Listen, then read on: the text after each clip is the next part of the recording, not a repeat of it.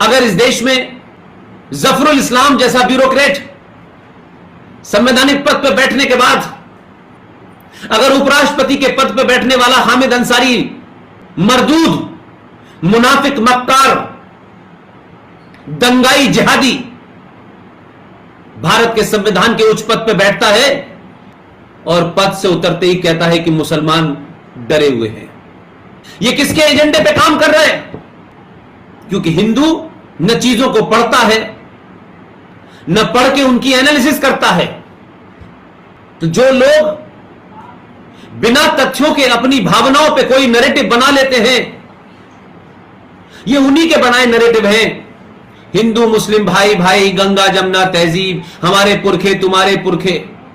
ये कायरता की निशानी है कि आप सच बोलने से डरते हैं और आप किसी को खुश करने के लिए अपना तिलक बंद कर देते हैं, चुटिया बंद कर देते हैं, धोती बंद कर देते हैं कि नहीं, हमें सबका दिल जीतना है। तो दिल तो इस देश में, इसी देश के इतिहास ने, पृथ्वीराज चौहान ने भी 16 बार दिल जीता था भाई। किसने नहीं जीता था? गुरु गोविंद सिंह ने भी जीता था। ये दिल जीतने की ख्वाहिश जिनको है उनको रहे, लेकिन अब जिनको इस देश में रहना है उन्हें इस देश की मेजॉरिटी का दिल जीतना है। और जब तक मेजॉरिटी संतुष्ट नहीं होती, यह देश नॉर्मल नहीं रहेगा।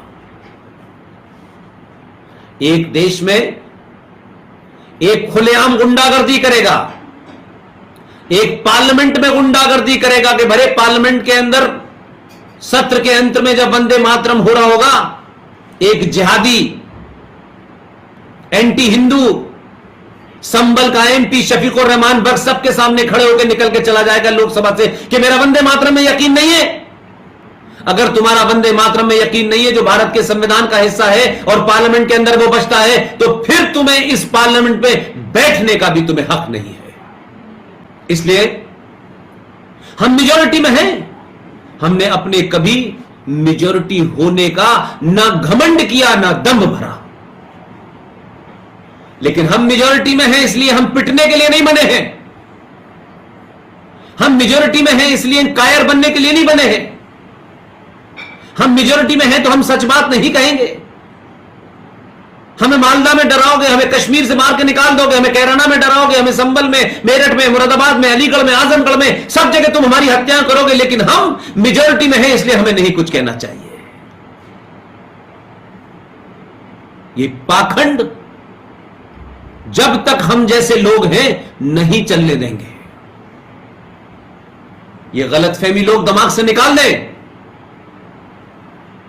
ये 21वीं सदी का सनातनी और हिंदू है। उसने वो किताबें नहीं पढ़ी हैं जो इरफान हबीब ने या रोमिला थापर ने या आर.एस. शर्मा ने लिख दी हैं। इसके पास पढ़ने के बहुत सारे सोर्स ऑफ इंफॉर्मेशन है। इसके पास बहुत सारी और दूसरी इंफॉर्मेशन है दुनिया की जो कोई रोक नहीं पा रहा है। और जब इंफॉर्मेशन आती है आपके पास और जब आप इंफॉर्मेशन को करेक्ट तरीके से पहुंचती है तो उसकी एनालिसिस भी ठीक होती है, और जब उसके पास इंफॉर्मेशन ठीक होगी उसका इंटरप्रिटेशन भी ठीक होगा। यूं ही देश में बदलाव नहीं हो रहा, और बदलाव को मैं सत्ताओं तक सीमित नहीं रखता।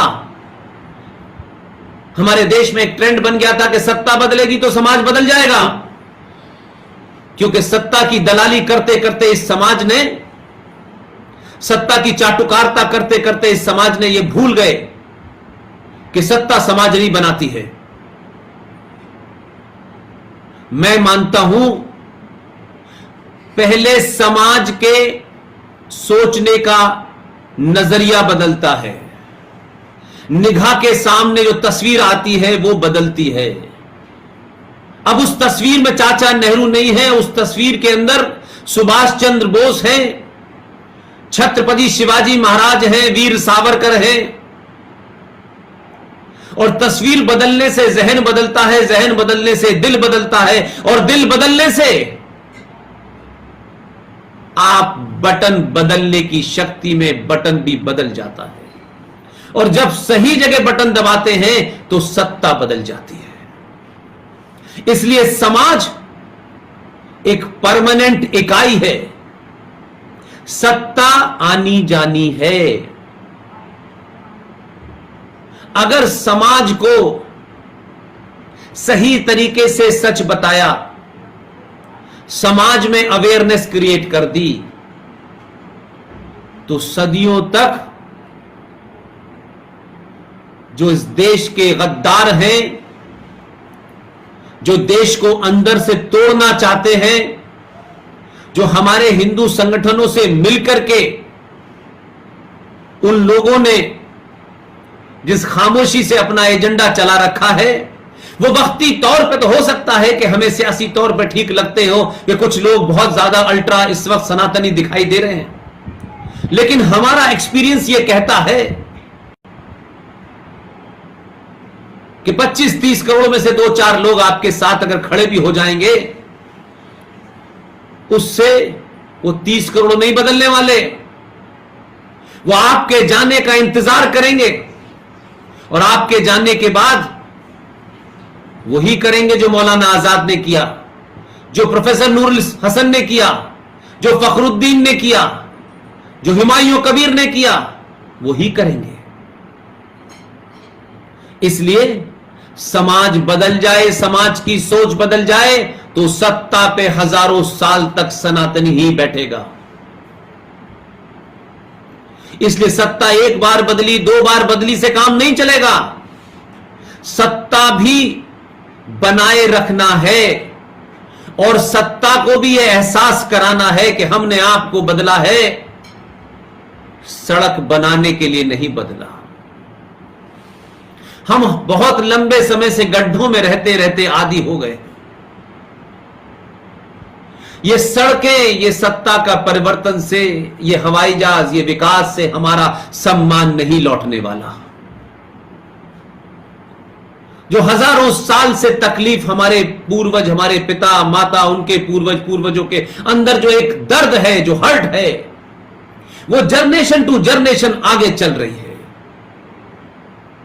आपके पास कुछ ना भी हो, ये भौतिक सुख की चीजें ना हो, मकान ना हो, तब भी आप, अगर आपका इतिहास, अगर आपके पूर्वज महान थे और इस बोध में है कि हां हमारे पूर्वज महान थे, तब भी आपको भूख लगने के बावजूद भी आपके अंदर एक ताकत होती है, एक शक्ति का संचार होता है। इसलिए आप हर संकट से लड़ लेते हैं। मगर आप सब कुछ है आपके पास, एक इंफिनिटी कॉम्प्लेक्स में जीने वाली कौम, एक कुंठाग्रस्त कौम कभी बहादुर नहीं बनती। वो समझौते करती है, जीने के नए नए रास्ते निकालकर समय तो काट लेती है। इसलिए कहीं कोई दंगाई, कोई जिहादी आपका घर जलाता है, आप वहां से भाग करके कहीं और चले जाते हैं। आपकी बेटी को उठा के ले जाता है, आप कंप्रोमाइज कर लेते हैं। आप प्रतिकार नहीं करते, न शब्दों से करते, न इंटेलेक्चुअली करते, न समाज में करते। आपको लगता है कि कहीं मुझसे कोई नाराज ना हो जाए। सनातनियों, तुम्हें कब से डर हो गया कि कोई व्यक्ति विशेष तुमसे नाराज हो ना हो? तुम उसकी चिंता करोगे जिसने तुम्हें पैदा किया है, वो तुमसे नाराज ना हो जाए। अगर तुम्हें उसकी नाराजगी की चिंता होगी तो दुनिया में कोई तुमसे नाराज हो जाए, उसका कोई फर्क नहीं पड़ सकता। इसलिए मैंने कहा कि आज मैं देखता हूं छोटी छोटी बात पर, नहीं साहब हमें ऐसा रहना है, ऐसा दिखना है, हमें ऐसा नहीं कहना, हमें फला करना है। मैं इसमें यकीन नहीं रखता। बहुत लोग बड़ा दावा करते हैं, अरे मेरा बचपन से लेके मेरी जवानी और जवानी के बाद से इतने समय तक जिन सबको पिछले 50 साल में कमाया था, दोस्ती में, मोहब्बत में, घर में, पड़ोसी में, सब मेरे खिलाफ हैं, सब मेरे साथ नहीं है। मैंने चिंता नहीं की। मैंने कहा कोई मेरे खिलाफ हो जाए, मुझे उसकी चिंता नहीं है। राष्ट्र मेरे साथ रहना चाहिए। 1-2 लोगों से अपोलोजिस्टिक हो जाते हैं लोग। आप ऐसा बोलिए, ऐसा मत बोलिए, ऐसा करिए, वैसा करिए। मैं राजनीतिक व्यक्ति नहीं हूं, वोट बैंक की राजनीति करने नहीं आया हूं। मैं, मुझे किसी को खुश नहीं करना है। जिसको मेरी बात अच्छी लगेगी वो जरूर खुश होगा और जिसके मंसूबों को मैं कुठाराघात कर रहा हूं, जिनके मंसूबों को मैं एक्सपोज कर रहा हूं, उन्हें मैं नहीं अच्छा लगूंगा। उनके अच्छा लगने और नहीं लगने से मैंने जन्म नहीं लिया है। लिहाजा जब मैं इस बात की चिंता नहीं करता कि मुझे भाषा की शालीनता और शब्दों की मर्यादा के बीच में अपनी बात कहनी है, तथ्यों से कहनी है, पूरे जोर से कहनी है, पूरे यकीन से कहनी है, तो मुझे किसी की चिंता नहीं होती। इसलिए कपिल भाई ने जो काम किया है वो काबिले तारीफ काम है। मैं कपिल भाई को, उनकी टीम को और हजारों हजार संघ के कार्यकर्ता, हजारों हजार संघ के प्रचारक जो दुनिया भर में हिंदुत्व की और सनातन की रोशनी जगाने के लिए पीढ़ी दर पीढ़ी खप रही है, यह सिलसिला बंद नहीं होना चाहिए, यह सिलसिला चलते रहना चाहिए। जिस बुनियाद पे 1925 से हम चले थे, हमारे पूर्वज चले थे, यह यात्रा नहीं रुकनी है। इस यात्रा में रास्ता कैसा भी हो, रास्ते बदले जा सकते हैं, रास्तों से थोड़ा दाएं बाएं हुआ जा सकता है, लेकिन लक्ष्य नहीं बदलना चाहिए।